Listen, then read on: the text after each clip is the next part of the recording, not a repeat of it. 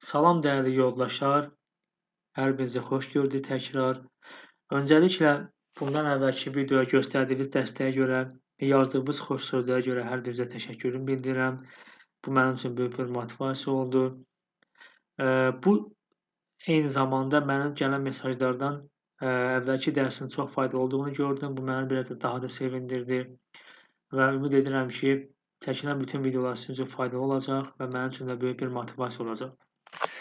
Bu videoda, bu dərsdə mən sizlərə Excel-də conditional formatting funksiyasından istifadə edərək bir xanada seçilən şərtə uyğun olaraq cədvəldəki sətri necə avtomatik rəngləmək olar, bunu göstərmiş olacağam və eyni zamanda məlumatları bizə bir sətirdə necə göstərəcək, onu izah edəcəm. Nə demək istəyirəm? Yəni burada bizim cədvəlimizdə qısa cədvəlimizdə var sosial şəbəkə adları, onların istifadə olunduğu aylar, aya üzə baxacaq, sosial şəbəkə paylaşımı var, bir də sosial şəbəkə izləyici var. Yəni burada da adlar görürük, Facebookdur, Instagramdır, Twitterdir və s. Mən burada bir list yaradacağam, yəni bu məlumatları bir dənə xanada yerləşdirəcəm list olaraq. Ki mən burada tutalım ki, Instagramı buradan klik etdiyim zaman avtomatik şəkildə burada mənə Instagramın sosial şəbəkə paylaşım cəmini və total izləyici cəmini göstərmiş olacaq. Ola bilər ki, burada LinkedIn 3 dənə olsun, fərqli aylar olsun, paylaşım cəmi izləyici olsun, bir-bir hesablamayacağam və burada bir LinkedIn klikləməklə mənim üçün burada məlumatları avtomatik göstərəcək və eyni zamanda bu məlumata uyğun olan sütunu mənim üçün burada rənglənmiş şəkildə göstərmiş olacaqdır. Keçək dərsimizin izahına. İlk öncə nə edirik? Burada dediyim kimi bir list yaratmalıyıq. List yaratmaq üçün biz Excel-də data menüsündə data validation alt menüsündən istifadə edəcəyik. Ümumiyyətlə, bu data validation menüsündə Excel-imizdə bir çox, cədvəlimizdə bir çox qadağalar, bir çox tətbiq etmək olar, bir çox əmrlər etmək olar. Bu dərsdə mən sizə list üzərindən gedəcəm. Növbəti dərsdə isə hamısını bir-bir izah eləmiş olacağım. List yaratmaq üçün biz nə edirik? Data validationdan biz gəlib bu menü pəncərəni açırıq və bu pəncərə açılan zaman isə bizə belə bir alt pəncərə vermiş olur. Burada validation kriteriya deyilən bir yer var. Bu hissədə avtomatik olaraq any value seçilmiş olur. Bu özü belədir. Biz buradan list yaratmaq üçün klik edirik və bu alt menülərdən listi seçirik. Seçdikdən sonra bu aşağı hissədə source bölməsi. Burada isə mən hansı məlumatları, hansı xanadakı, sütundakı məlumatları list olaraq yaradacağam, onu ötürəcəm. Mənə lazım bu hissənin listini yaradım, ona görə gəlirəm bura cədvəlimə və bu məlumatları mən ötürmüş oluram ora. Və avtomatik şəkildə və düşmüş olur. OK düyməsini klik edirəm. Artıq listimiz hazırdır. Necə bilirik? Burada bir filtr hissəsi açılmış olur. Klik etdiyim zaman isə artıq burada adları görəcəm. Bu məlumatları burada görürəm. Ola bilər sual olsun ki, bəs burada hər şey görsənir də buna nə ehtiyac var? Buna ehtiyac ona görə var ki, bizim cədvəlimiz hal-hazırda qısadır. Burada 100 minlərlə sətirlər ola bilər və məlumatlar ola bilər. Məsələn, Instagram bir dənə yox, 10 mindən ola bilər və mən bir-birini girib axtarış deyirəm də, vaxtım getməsin.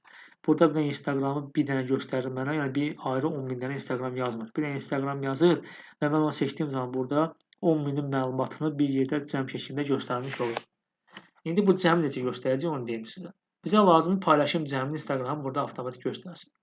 Bunun üçün bizim köməyimizə SUMIF funksiyası gəlmiş olacaq. Bərabərdir SUMIF.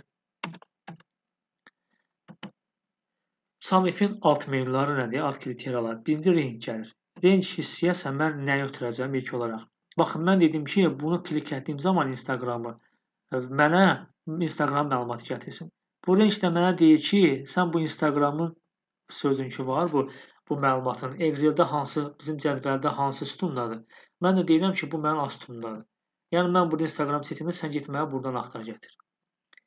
Kriteriya hissəsi isə deyir ki, mənə burada mən nəyi tapım sənə? Deyirəm, elə bu Instagram tap. Yəni, buradan bir seçmirəm də, çünki bura listini yaratmışam axı. Axırıncı sum range-də mənə deyir ki, mən nəyi gətirim? Bu məlumatların sənin hansı datasını gətirim? Mən də deyirəm, paylaşım cəmi datasını gətir. Ona görə paylaşım cəmi datası Jestunu seçirəm və Enter-i basıram. Artıq məlumatım gəlmiş oldu. Instagram 5 dənə. Və mən bu listədə, baxın, List bu zaman köməyimizə gəlir ha. List hissəsində YouTube-u seçdiyim zaman YouTube-un məlumatını gətirmiş olacaqdır. Baxın, YouTube burada bizdə 2 dənə yerdə var. Var 32 dənə paylaşım fevral ayında, dekabrda 75 dənə paylaşım olubdur. Burada isə cəm olaraq mənə göstərmiş olur ki, YouTube-un 107 dənə üzr istəyirəm, paylaşım olubdur. Bəs izləyici cəmi nə qədərdir? Bunu da tapaq. Bu zamanda Summit funksiyasından istifadə edəcəyik. Eyni qaydada range istəmə mən ötürürəm nəyi? Sütundakı məlumatları, çünki bu məlumatlar arada yerləşir. Kriter olaraq yenə bunu ötürürəm, deyirəm bunu tapacaqsan. Subrange hissəsinə isə mən artıq izləyici cəmini gətirmək istədiyim üçün Desktop seçəcəm. Niyə? Çünki izləyici cəmi Desktopda göstərmiş olur. Artıq göstərmiş oldu. YouTube-un mənə cəm olaraq 107 dənə video paylaşmış göstərir. İzləyici cəmi isə 27 min nəfər. Həqiqətən də baxanda bura görürük ki, 75-in 15 minə 1-dir, 32-nin 12 minə 1-dir. Total izləyici cəmi nə qədər 27 min, şəbəkə paylaşım cəmi isə 107 eləmiş olur. Və mən bura gəlib avtomatik digər məlumatları seçsəm, TikTok seçsəm, mənə TikTokun məlumatlarını gətirmiş olacaqdır. İndi isə yoldaşlar, daha maraqlısı nədir? Burada biz kəndi kimi formatdan ilk keçdiyim kimi istifadə etməklə elə bir əmr tətbiq edəcək ki, mən burada məlumat seçdiyim zaman həmin bu məlumata buna uyğun sətri mənim üçün burada rəngli şəkildə göstərmiş olsun. Bunu necə edirik? İlk növbədə bizim cədvəlimizi seçirik. Başlıqları seçmirik cədvəldə. Buna ehtiyac yoxdur. Cədvəlin məlumat hissələrini seçirik. Gəlirik kəndi kimi formata və burada New Rule seçirik.